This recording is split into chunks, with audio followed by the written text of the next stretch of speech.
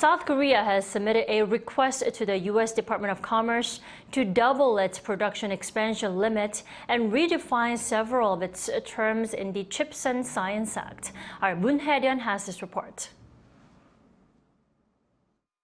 The South Korean government has teamed up with several companies and organizations to submit a request to the U.S. Department of Commerce to redefine the terminology in the Chips and Science Act.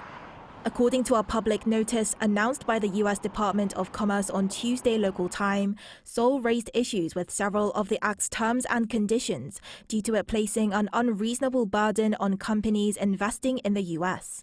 The most pressing issue outlined was the guardrail provisions limiting expansion of production in foreign countries of concern, including China. While the Act provides funding to semiconductor firms, one of the terms for firms looking for funding states that the expansion of advanced chip manufacturing in those countries should be limited to 5% for 10 years.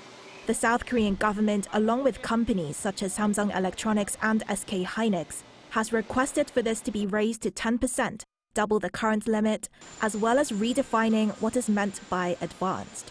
Another request was the clarification on the scope of restricted activities under the technology clawback term of the Act. Currently, engaging in joint research and technology licensing with foreign entities of concern means that companies will have to give up whatever funding they receive. The South Korean government has requested that companies currently engaged in joint research and technology licensing contracts prior to receiving funds should be allowed to continue those activities. Seoul has also asked for redefinition of the term foreign entities of concern, as the umbrella term is too vague and broad, and restrictions should only apply to certain companies that have been placed on the export restrictions list.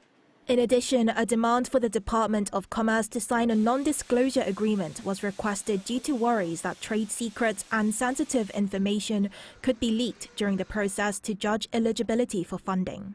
The Department of Commerce is expected to review these requests and announce any amendments within the year. Moon Hye-ryeon, Arirang News.